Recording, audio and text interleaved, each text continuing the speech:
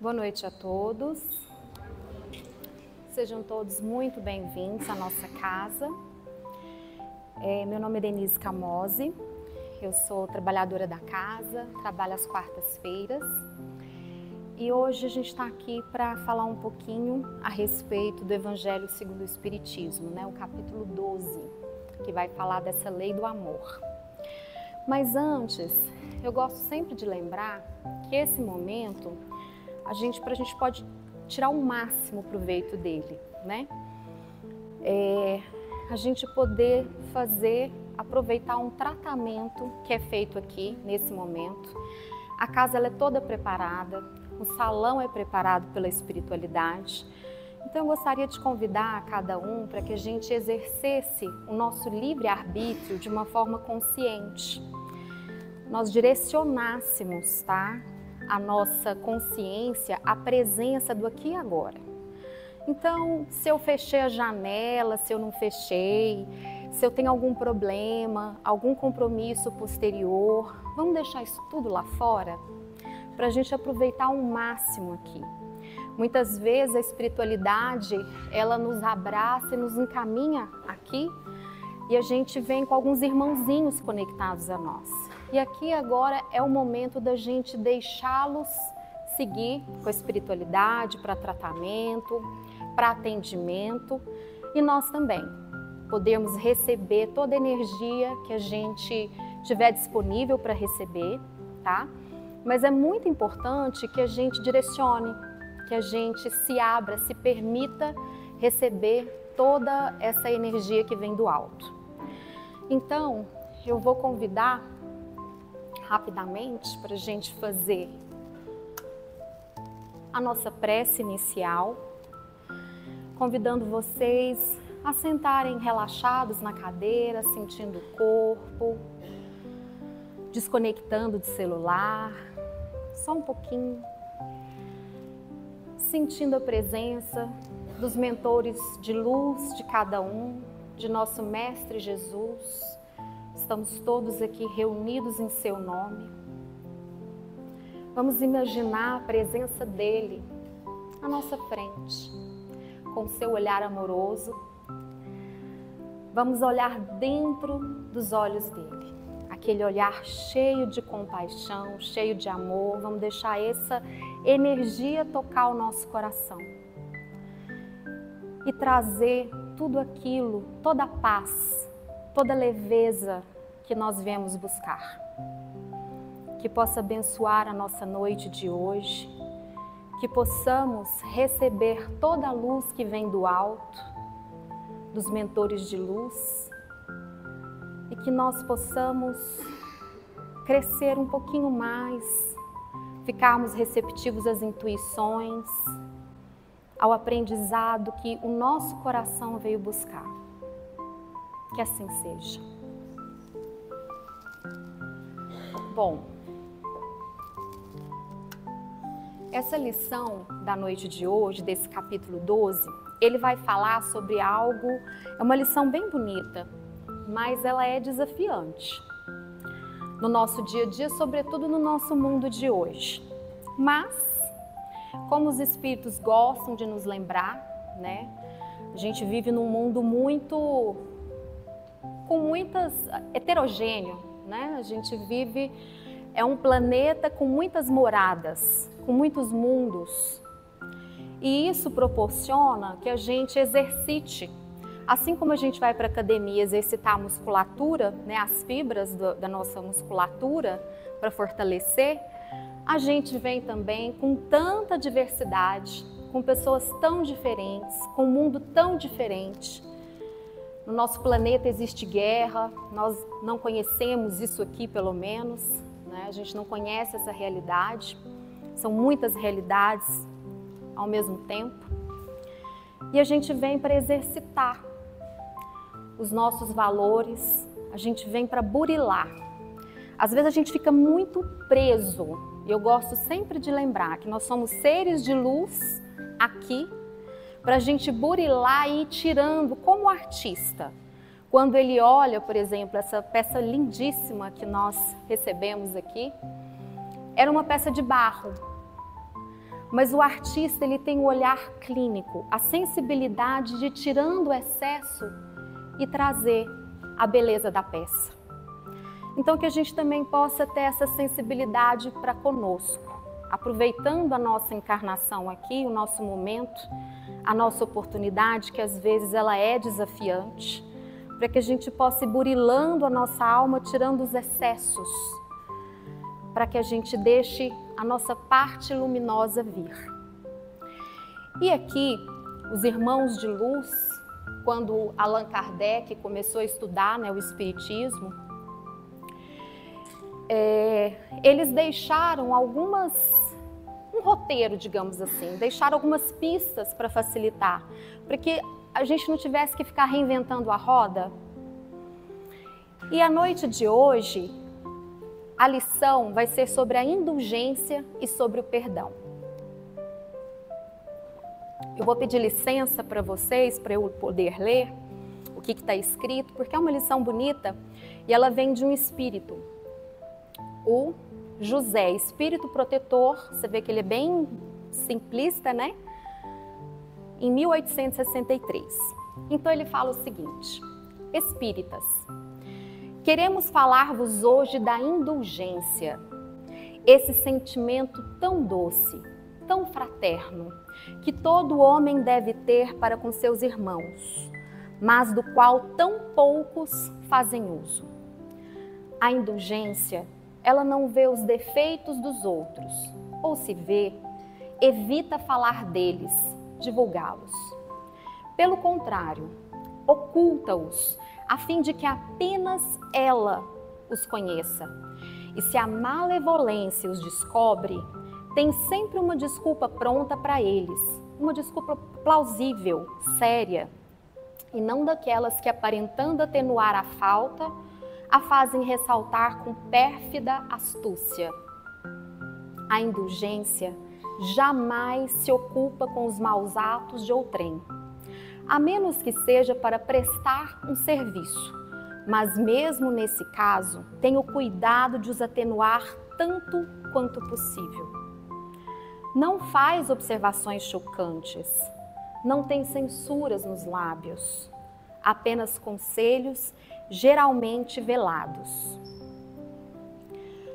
Quando criticais, que dedução se há de tirar das vossas palavras? Que faríeis melhor que aqueles a quem censurais e que valeis mais do que eles? Ó homens, quando, pois, julgareis os vossos próprios corações, os vossos próprios pensamentos, os vossos próprios atos, sem vos ocupardes com o que fazem vossos irmãos? Quando abrireis os olhos severos sobre vós mesmos? Sede, pois, severos convosco, indulgentes para com os outros. Pensai naquele que julga, em última instância, que vê os pensamentos mais secretos de cada coração e que, consequentemente, desculpa muitas vezes as faltas que censurais ou condena o que relevais, porque conhece o móvel de todos os atos. Lembrai-vos de que vós, que clamais tão alto, anátema, talvez tenhais cometido faltas mais graves. Sedes indulgentes, meus amigos, porque a indulgência atrai, acalma, ergue, enquanto o rigor desencoraja, afasta e irrita. José, espírito protetor de Bordeaux. Veja que esse espírito, ele traz uma lição muito importante para a gente e ela não é fácil da gente exercê-la. Ele traz esse valor do espírito que a gente precisa burilar dentro de nós. E não é fácil num mundo como o nosso, onde a negatividade, a crítica, as coisas negativas, ruins, elas estão muito à tona, digamos assim. Parece que numa primeira vista, num primeiro olhar, é isso que importa. Tem pessoas que às vezes sentem até que o mundo está perdido, expressam isso, né? mas por conta do olhar. E é esse mundo que o nosso espírito, que os mentores de luz, os nossos projetos reencarnatórios, de todos nós que estamos aqui presentes, encarnados, que nós encontramos, é esse mundo desafiante. E é nesse desafio que a gente vem trabalhar, exercer dentro de nós essa indulgência. E não é fácil a gente ter esse olhar para com o outro, a gente lembrar aqui do nosso aspecto de humanidade, lembrar que todos nós, como seres humanos, num planeta em transição como o nosso planeta Terra, que está saindo de provas e expiações para regeneração, faz parte terem provas mais desafiantes. E essas provas são sobretudo para conosco. Então esse espírito amorosamente, de uma maneira até afetiva, afetuosa, ele vem nos lembrar para que a gente pare de olhar para fora, para que a gente se desligue um pouquinho do outro. O pessoal mais antigo, minha avó diria, né? É o pavão olhando o pé do outro. O pé não é tão bonitinho, mas aponta o dedo e critica o pé não tão bonitinho do outro. Porque é a falta da gente parar e olhar, peraí, como que eu estou aqui? Às vezes eu não tenho aquela característica daquela pessoa, mas eu tenho outros defeitos. Eu tenho outras coisas a serem buriladas. Eu preciso passar por esse processo de autoconhecimento, de crescimento. E o irmão, muitas vezes, ele vem nos mostrar isso de uma forma que às vezes não é muito simpática. A vida, ela tem várias formas de nos ensinar, porque afinal de contas é sobre isso que nós viemos aqui. Viemos fortalecer o nosso espírito, viemos tirar, como eu disse, o nosso lado luminoso, tirar essa parte que a gente já não precisa mais, tirar o excesso, tirar das várias vidas que a gente vem caminhando, muitas vezes aqueles padrões de pensamentos, de sentimentos que a gente vem exercitando.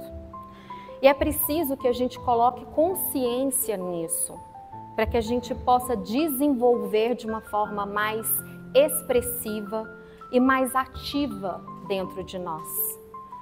Então ele nos convida para que a gente possa olhar na convivência com o outro, para que a gente lembre do aspecto do ser humano. O outro erra tanto quanto a gente. O outro tem tantos defeitos quanto nós temos. Vamos respeitar isso. Vamos tirar essa pessoalidade. Vamos amenizar as relações. Para que eu vou salientar a dificuldade que o outro ainda tem? Aquilo que ele ainda tem que vencer na alma dele. Seja um lado rancoroso, um lado crítico, um lado vingativo, eu também possivelmente o tenho. Talvez numa medida menor ou às vezes até maior. Mas por que eu vou ficar olhando para o outro? Para e olha para si. Que o outro seja esse espelho, que a gente possa ter essa consciência. Deixa eu ver o quanto daquilo que está me incomodando no outro eu carrego em mim. Eu posso trabalhar em mim. E o segundo item que os Espíritos vêm nos lembrar no livro do Evangelho, né? Porque vedes um cisco no olho do vosso irmão, quando não vedes uma trave no vosso? Porque dizeis ao vosso irmão, deixa-me tirar o cisco do teu olho, que é quando eu estou enxergando, quando tendes uma trave no vosso? Ou seja, a nossa dificuldade de entrar em contato com o nosso mundo, com os aspectos que a gente precisa melhorar, mas a gente consegue com muita clareza, às vezes, enxergar o do outro. Hipócritas, tirai primeiro a trave do vosso olho, e então podereis ver como tirar o cisco do olho do vosso irmão. Primeiro começa onde? Em mim. Para depois eu ir para o outro. É isso que esse irmão está falando. Primeiro, a encarnação, ela serve sobretudo para a nossa evolução. Começa em mim. Quando eu voltar para o plano espiritual, sou eu que vou voltar com a minha companhia. Como eu vou voltar? Qual é o trabalho que eu estou desenvolvendo em mim? Quais os valores que eu estou desenvolvendo em mim? Quais as fibras do meu coração que eu estou desenvolvendo dentro de mim? Ou eu estou tão ocupado vivendo um dia a dia com as distrações que nós temos no mundo, com as críticas, com internet, bombardeando de informações, que eu esqueço qual é, para que eu vim, qual é a finalidade da minha vida, qual é o propósito. Se eu for chamado, eu gosto sempre desse exemplo, se eu for chamado hoje para o plano espiritual, a gente nunca sabe. Eu vou gostar de quem eu me tornei? Eu vou gostar dessa personalidade que vivenciou aqui, esse projeto encarnatório? Eu vou gostar da minha própria companhia? A energia que eu vibro, o meu campo energético, que são onde os meus pensamentos ficam, é agradável? As pessoas gostam de ficar próximo de mim? Quem são as pessoas com quem eu gosto de passar o meu tempo? Porque quando a gente partir para o plano espiritual, ele é o plano da sintonia. Aqui, o nosso corpo, a gente ainda esconde, a gente convive com a diversidade, né?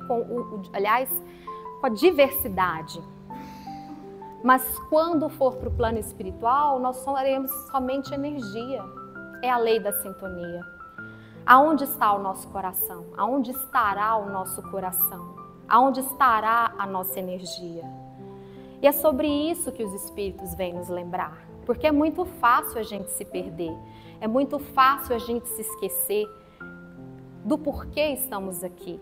E às vezes a gente fica até irritado. Que droga, que coisa, né? Chata às vezes o mundo. Que pessoa difícil que eu tenho que conviver.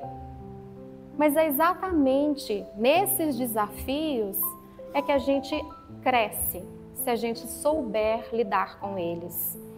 Tirar um pouquinho do nosso pessoalismo, do mundo que gira em torno de nós, como se nós fôssemos o Sol e os planetas girassem em torno de nós, para que a gente possa tirar sermos mais indulgentes, olharmos mais para nós mesmos, para o nosso processo e não sentirmos tanto.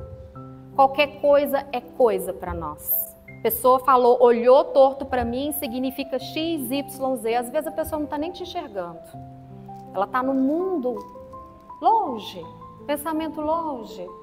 Às vezes ela passou reto e realmente não te enxergou. Ou às vezes é uma coisa muito pessoal. Todo mundo está passando o seu pedacinho. A grama do vizinho só é mais verde porque a gente está distante.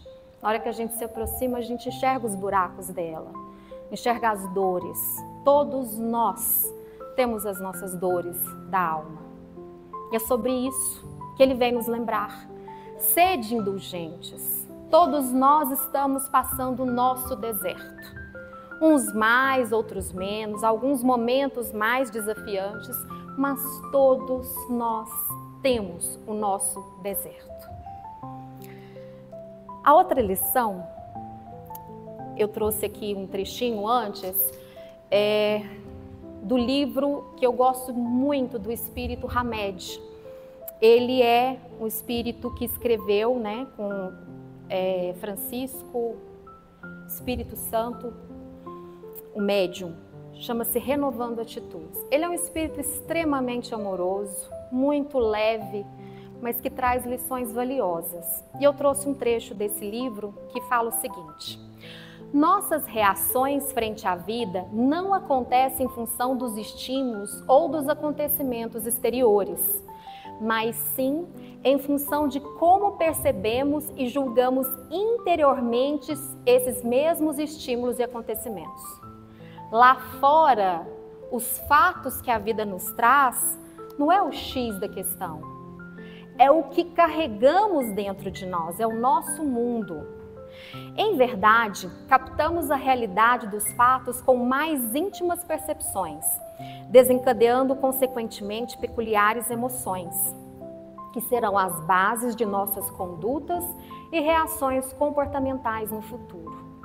E às vezes a gente está tão acostumado a conviver ali com a gente e a gente não tem aquela, digamos assim, uma escuta fina. A gente não consegue nem saber se a gente está com fome, está com sede, está com frio.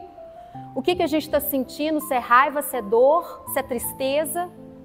Porque a gente não para prestar atenção que existe um mundo aqui dentro, aguardando a gente olhar para ele, acolher ele e desenvolvê-lo. Tirar esse lado luminoso para que nós possamos ser cada vez mais luz, instrumentos do nosso Mestre Jesus aqui. Todos nós podemos ser.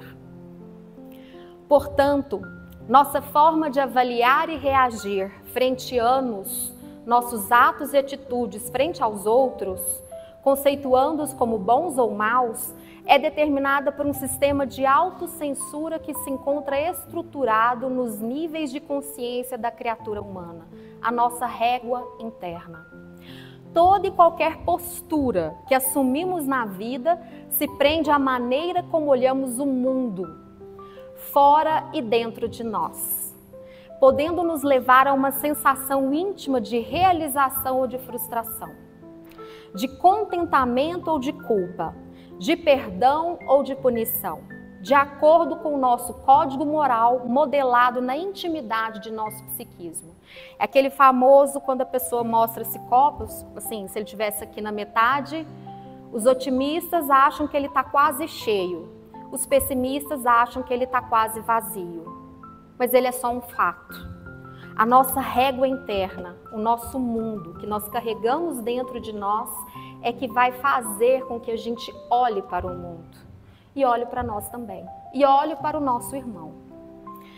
Também, de forma sutil e quase inconsciente, no contato com informações, ordens, histórias, superstições, preconceitos e tradições assimilados dos adultos com quem convivemos em longos períodos de nossa vida.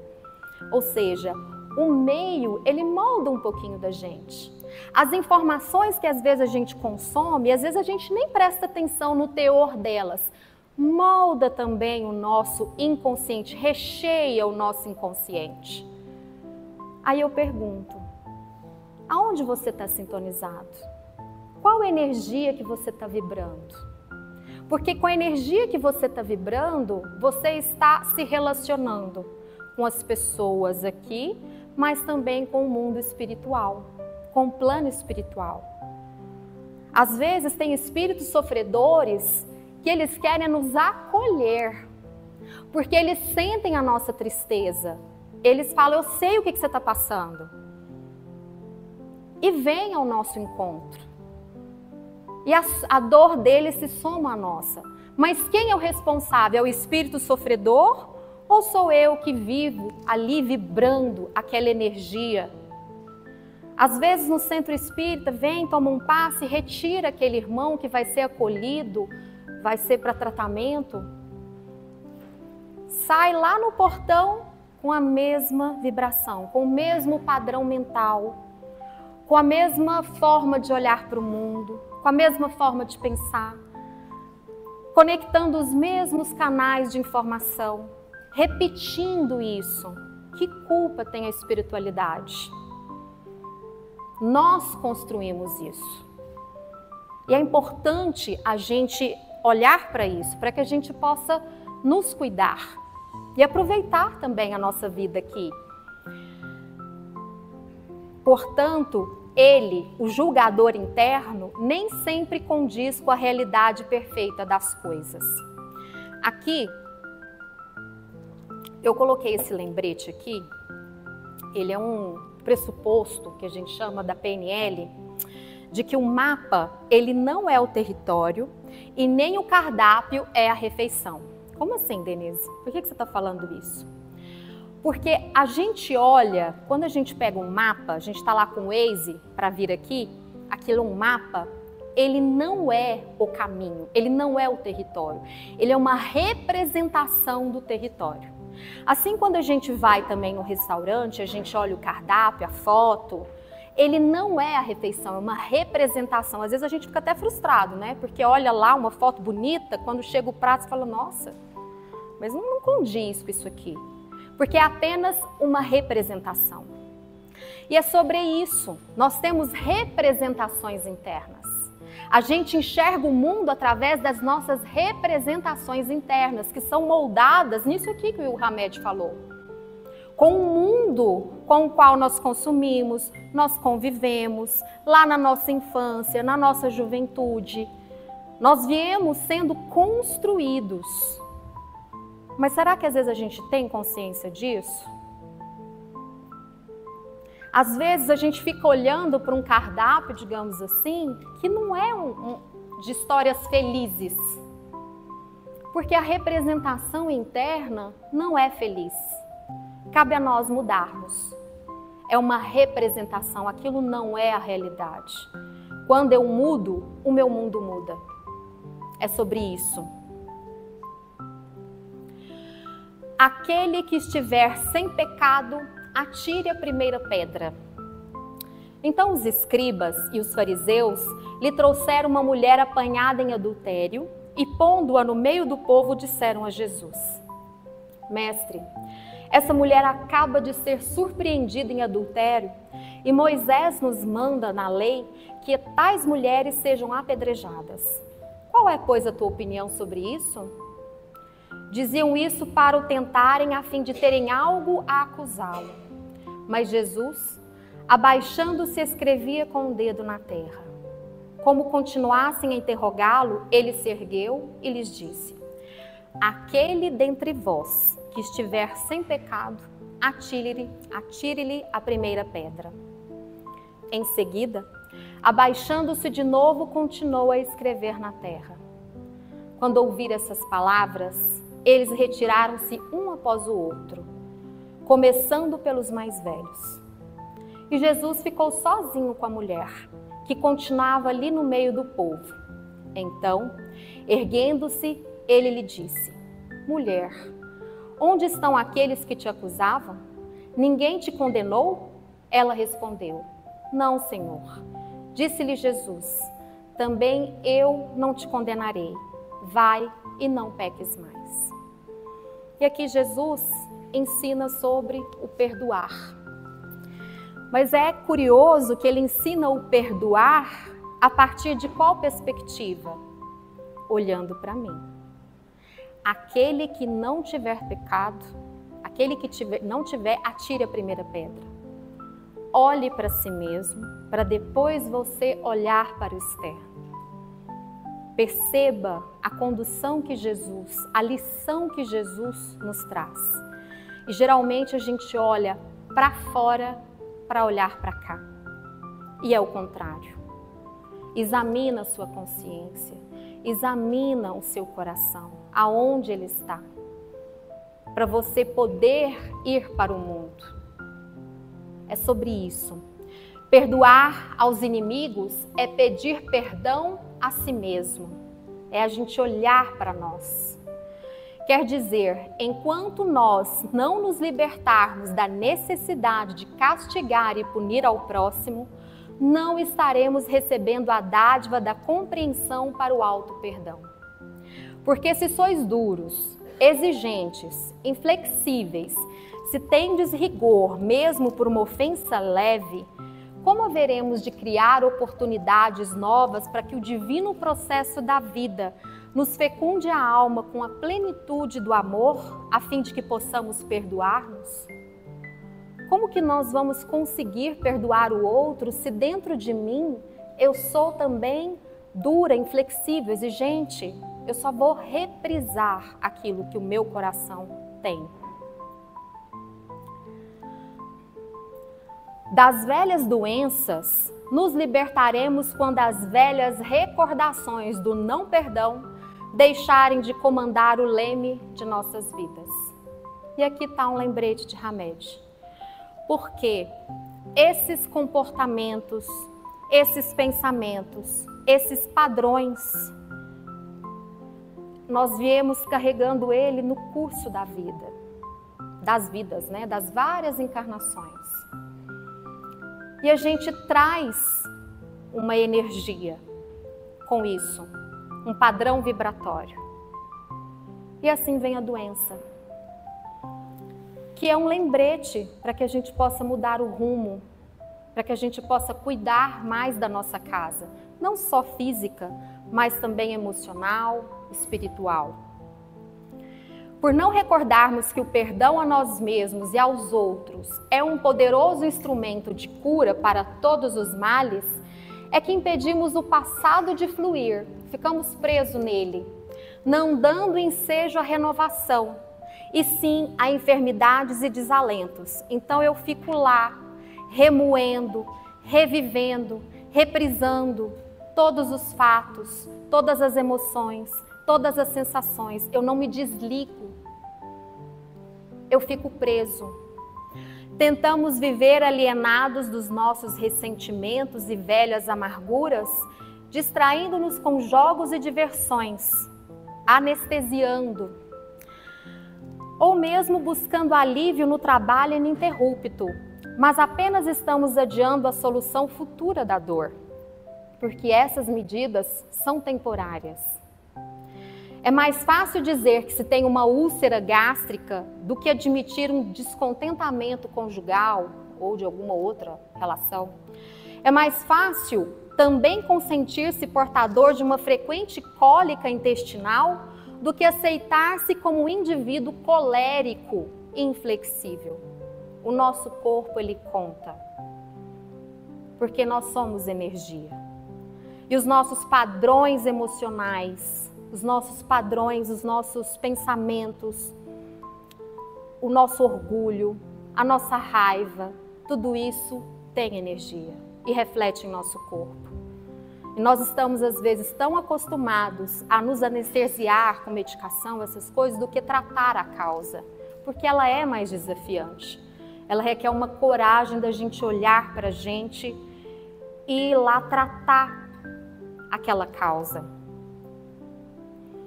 Aqui tem uma questão do Livro dos Espíritos. Pode-se utilmente pedir a Deus que nos perdoe nossas faltas? Deus sabe discernir o bem e o mal. A prece não oculta as faltas. Aquele que pede a Deus o perdão de suas faltas não o obtém senão mudando de conduta. As boas ações são as melhores preces, porque os atos valem mais que as palavras. Veja bem o que esse Espírito falou. A culpa nos redime? Não. O sofrimento, a expiação nos redime? Não. Em si, não. Os atos valem mais do que as palavras. Deus não quer que a gente fique expiando, sofrendo, remoendo, nos colocando numa situação pior, num purgatório, por conta de nossas culpas. Todos nós somos seres humanos. Aqui está a lição da indulgência. Por que que Deus iria querer que nós expiássemos e sofrêssemos? Não é necessário. Mas a mudança, o arrependimento, que é quando eu mudo a rota, eu compreendo o que aconteceu ali, eu retiro a lição que eu preciso aprender daquela situação e eu mudo a minha rota. Isso vale mais muitas vezes do que as preces. Podemos pedir a Deus para que ilumine, traga clareza e força para que a gente possa enxergar melhor a nossa rota. Mas o ato de expiar, de sofrer pura e simplesmente, não necessariamente é o que vai nos curar. Perdoar nos leva ao cultivo do amor a nós mesmos, por consequência aos outros. Enfim, é a base que mantém a humanidade íntegra e solidária. O auto-perdão nos conduz à aceitação plena de nossas potencialidades ainda não desenvolvidas, seja de natureza intelectual, de natureza psíquica e emocional. E há uma compreensão maior de que as experiências evolutivas nada mais são que a soma de acertos e erros do passado e do presente. Os erros acabam se transformando em lições preciosas e deles podemos retirar as bases seguras para o êxito no futuro. É o nosso aprendizado, é isso que vale. A vida, ela traz aprendizados para nós. Deus não age jamais por capricho e tudo no universo está regido por leis em que se revelam a sua sabedoria e a sua bondade. O auto-perdão nos traz paz de espírito, habilidade para amar e ser amados e possibilidades para dar e receber serenidade. Ele nos livra do cultivo de uma fixação neurótica em fatos do passado, que às vezes traz depressão. A gente não sai daquele lugar, daquela tristeza, daquilo que aconteceu e eu não gostaria que tivesse acontecido. O qual nos impede o crescimento no presente, a nossa presença no aqui e no agora. Perdoar nos elimina a ideia fixa no remorso por algo que aconteceu ontem e a ansiedade do que poderá ser revelado ou vir a acontecer amanhã, como se fosse ser reprisado. As causas das doenças somos nós sobre nós mesmos. E para que tenhamos equilíbrio fisiológico, é preciso cuidar de nossas atitudes íntimas, conservando a harmonia na alma.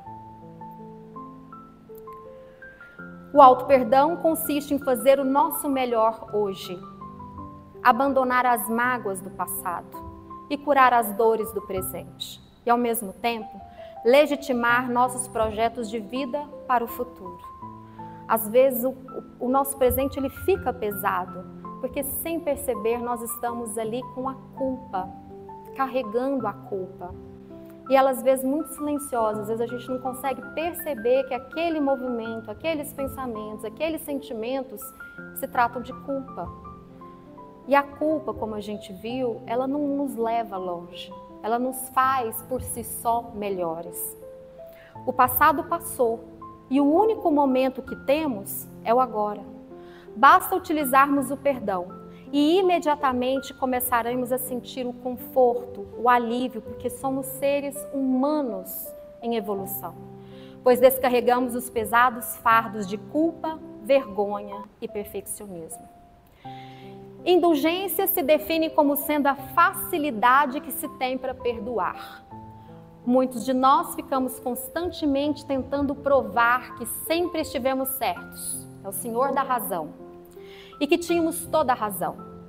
Outros ficam repisando os erros e as faltas alheias. Mas se quisermos saúde e paz, libertemo-nos desses fardos pesados que nos impedem de voar mais alto para as possibilidades do perdão incondicional. Já o perdoar não significa esquecer as marcas profundas que nos deixaram, ou mesmo fechar os olhos para a maldade alheia. Perdoar é desenvolver um sentimento profundo de compreensão, por saber que nós e os outros ainda estamos distantes de agir corretamente. É quando eu não trago para o lado pessoal, eu tiro essa pessoalidade e entendo que o outro é tão ser humano quanto eu, tão falível quanto eu. E aqui eu trouxe para a gente finalizar essa foto que mostra um caminho, um trieirinho, né? Já aberto, que é mais fácil a gente caminhar por ele, não é isso? Do que na mata, porque ele já está aberto. Somos nós, as várias vidas, os nossos equívocos, os nossos padrões de repetição. São mais fáceis, já tem aqui uma estrada construída dentro de nós. Já exercitamos o orgulho, a raiva, a paixão, o medo, o egoísmo, diversas formas. Então se abriu esse espaço dentro de nós. E eu trago o poema de Fernando Pessoa. Há um tempo em que é preciso abandonar as roupas usadas, que já têm a forma do nosso corpo, do nosso espírito, e esquecer os nossos caminhos que nos levam sempre aos mesmos lugares infelizes. É o tempo da travessia, é o nosso tempo. E se não ousarmos fazê-la, teremos ficado para sempre à margem de nós mesmos. Que nós tenhamos essa consciência e essa coragem de fazer a travessia para novos caminhos dentro de nós, nos acolhendo, nos perdoando e fazendo isso para com os nossos irmãos. E aqui eu trago essa imagem para a gente fazer nosso tratamento, para recebermos o passe. Convido a todos para que possam entrar em contato, fechar os olhos, sentir a presença dos mentores de luz, do seu mentor ao seu lado.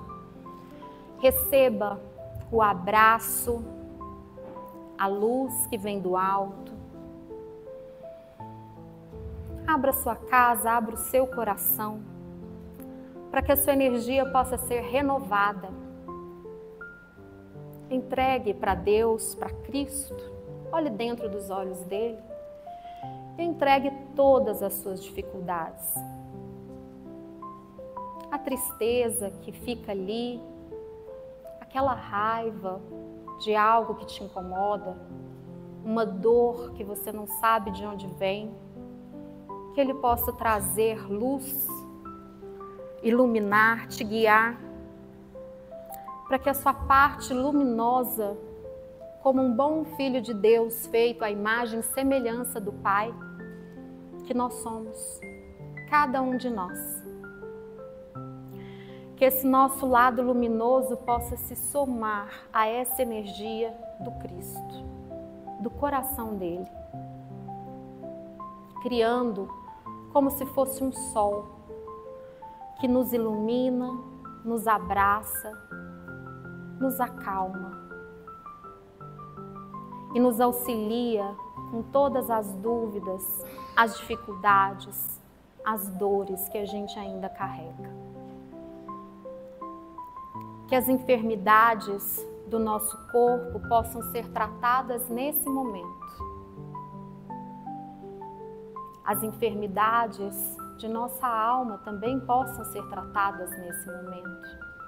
Das nossas emoções, que a gente possa aproveitar ao máximo o nosso momento no aqui e no agora, a vida que nós temos, para a gente viver o nosso melhor, extrair o nosso melhor, extrair o aprendizado do dia a dia, aprender com os nossos irmãos, ao invés de criticá-los, que a gente possa aprender com os erros, os tropeços dos nossos irmãos.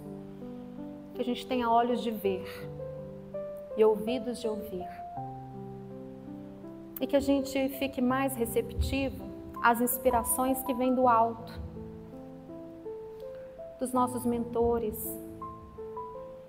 Que a gente possa se conectar ainda mais com eles, que eles possam nos guiar de uma forma leve, serena, e os nossos aprendizados possam ser assim também, leves, serenos, tranquilos, que a gente possa aprender na vida sem precisar de pancada, mas que a gente se abra para isso, abra os nossos corações, os nossos pensamentos. Vamos também imaginar, cada um imagine o seu lar, o teto se abrindo e do alto vindo uma energia muito amorosa, fazendo uma limpeza profunda em cada pedacinho do seu lar, transformando a energia do ambiente e trazendo flores de luz das mãos de Nossa Senhora, profundamente amorosa. Receba isso na sua casa. Perceba que cada cômodo tem uma flor radiosa, radiante, luminosa. E no centro da sua casa vai ser aberto um evangelho de luz que vai reverberar por toda a semana, fazendo uma limpeza profunda, transformando os sentimentos, os pensamentos de todos que transitam ali, criando um lar amoroso, tranquilo, saudável, trazendo à tona o nosso lado mais luminoso, nos envolvendo e nos protegendo. Vamos retornando para cá, sentindo o nosso corpo, sentindo a energia do ambiente. Vamos agradecendo pela noite de hoje e rogando a espiritualidade superior que possa dar continuidade ao tratamento durante o nosso sono. Então vamos nos preparar para dormir, criando um ambiente mais favorável, com uma leitura, algo leve, para que os nossos irmãos possam nos encontrar com essa vibração e nós possamos ser tratados daquilo que for necessário para cada um de nós. Desejo uma semana maravilhosa a cada um e que possamos nesse momento olhar dentro dos olhos de Cristo, receber toda a sua compaixão, todo o seu amor, sentindo no coração, crescendo como se fosse um abraço, aquele abraço gostoso que nos conforta e nos traz paz. E essa energia reverbera para todos durante toda a semana. Que assim seja.